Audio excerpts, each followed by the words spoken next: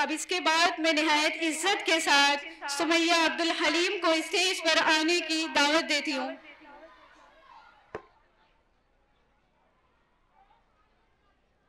नहमदुहु व नुसल्ली अला रसूलिल करीम व अला आलिहि व अस्हाबिही अजमईन, अम्मा बाद। मुशफिक मुअल्लिमात और मेरी अजीज तालिबात और मेहमान खुसूसी, अस्सलामु अलैकुम व रहमतुल्लाहि व बरकातुहू। आज मुझे जिस मौजू पर लबकुशाई करने का मौका मिला है वो है तज़किरे मौत। मुसाफिर रोज जाते हैं, रास्ता यूं ही चलता है। मोमिन कभी होता नहीं है मौत से खाइफ। ईमान का जौहर है बस अल्लाह से डरना।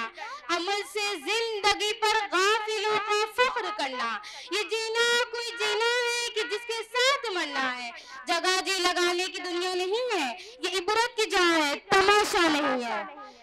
मौत एक ऐसा भयानक और खतरनाक लफ्ज है।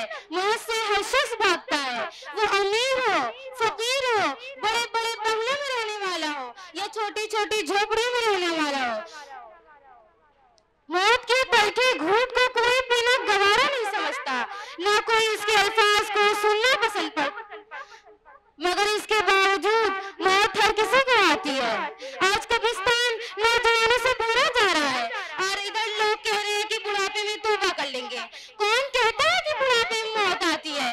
कभी वो माँ की गोद में आती है, कभी भरपूर जवानी में आकर हजारों तमन्नाओं पे पानी फेर देती है, मगर मौत हर किसी को आती है। आज उनकी, कल हमारी बारी है। जिस तरह अल्लाह ताला कुरान मजीद में इरशाद फरमाते हैं, कुल इन्नल मौतल लज़ीना तफिर्रूना फइन्नहुम मुलाक़ीकुम सुम्मा तुरद्दूना इला आलिमिल ग़ैबि व शहादति फयुनब्बिउकुम बिमा कुंतुम तअमलून।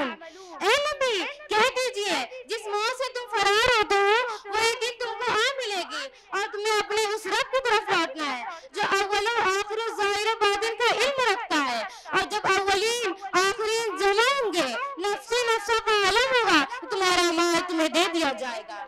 अगर नेक बंदा कब्र में जाता है तो कब्र कहती है, आने वाले तेरा आने मुबारक हो, तेरे आने से पहले मैं मिट्टी का ढेर थी, तेरे आने के बाद जन्नत की तरफ से खिड़की खुली है, तूने मुझे आकर सुकून दिया, अब जा, तेरी निगाह जहाँ तक जाएगी मैं कुछ शादा होती चली जाऊंगी। और अल्लाह ना करे, न नमाज पढ़ रहा है, न तिलावत कर रहा है, न हलाल हराम की तमीज है। जब ऐसा बंदा कब्र में जाएगा, कब्र कहेगी, आने वाले तेरा आने मुबारक ना हो, तेरे आने से पहले मैं मिट्टी का ढेर थी, तेरे आने के बाद जहन्नम की तरफ से खिड़की खुली है, तूने मुझे आके सताया।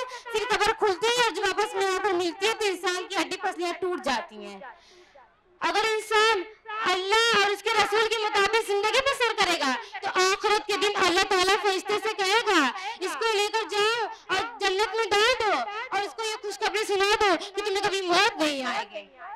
और अगर तुम हलाल को हलाल, हराम को हराम ना समझोगे तो आखिरत के दिन अल्लाह ताला तुम्हारा नामे अमाल तुम्हारे बाएं हाथ में वन्ना कमी का झंडा गाड़ देगा और कहेगा, इस कमबख्त को लेकर जाओ और जहन्नम में उधर में डाल दो।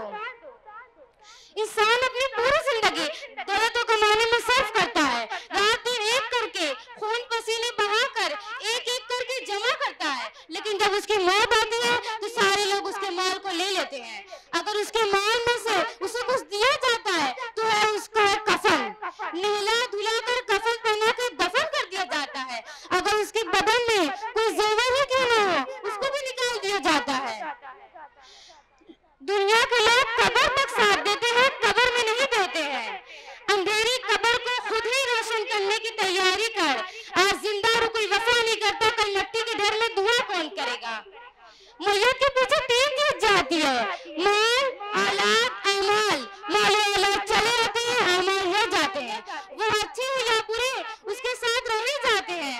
आज अगर इतनी मुश्किल कठिन घड़ी में उसके साथ कुछ है तो उसका अमाल।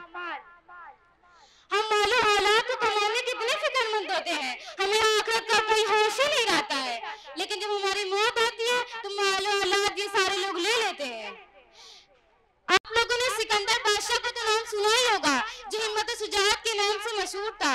वो फतह करते करते हिंदुस्तान आया और जब हिंदुस्तान आया तो उसकी तबीयत खराब हो गई, तो उसने अपने वजीरों से कहा कि मेरी तबीयत खराब हो गई है, मुझे लगता है कि मैं मर जाऊंगा, जब मर जाऊंगा तुम लोग मुझे कफन पहना के दफन कर देना। उसके वजीरों ने कहा कि हमने आपका नमक खाया हुआ है, अगर हम आपको कफन पहना के दफन नहीं करेंगे तो हमसे बड़ा नमक हराम कौन होगा। तो सिकंदर बादशाह ने कहा नहीं, जब मुझे तुम लोग कफन पहनाना तो मेरा एक हाथ बाहर निकाल देना। तो सिकंदर बादशाह के वजीरों ने कहा कि इसमें तो आपको बड़ी बेइज्जती होगी, आपका जनाजा एक बादशाह का जनाजा होगा, आपको देखने के लिए पूरी दुनिया आएगी, तो आप ये कैसे कर सकते हैं कि मेरा एक हाथ बाहर निकाल देना। तो उसने कहा कि नहीं, आप नहीं समझे, मैं इसलिए कह रहा हूँ ताकि लोगों को ये नसीहत हासिल हो कि दुनिया से इतना बड़ा बादशाह जा रहा है तो खाली हाथ जा रहा है, कुछ भी उसके साथ नहीं जा रहा है। जिस तरह मेरे दादा ने दुनिया में अय्याशी नहीं की, उनके पास इतना माल था, वो चाहते तो कभी अय्याशी करते, लेकिन वो जानते थे कि असल जिंदगी नहीं है, असल जिंदगी आखिरत है। जिस तरह हम सफर में जाते हैं तो माल, बिस्तर, खाना वगैरह लेकर जाते हैं ताकि कोई तकलीफ ना हो, इस तरह हमारा सफर कब्र से हशर तक का है।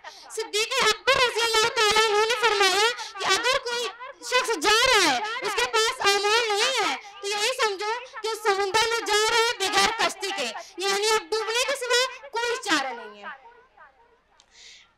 याद रखो, मौत हर एक का दरवाजा खटखटाती है।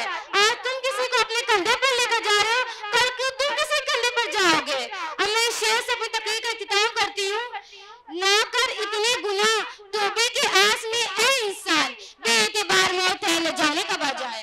वाखिर दावाना अल्हम्दुलिल्लाहि रब्बिल आलमीन। अस्सलामु अलैकुम रहमतुल्लाहि व बरकातुहू। शुक्रिया। मेरा दर्द नग़्मे बेसदा, मेरी ज़ात ज़र्रे बेनिशा, मेरे दर्द को जो ज़ुबां मिले, मुझे अपना नामो निशा मिले।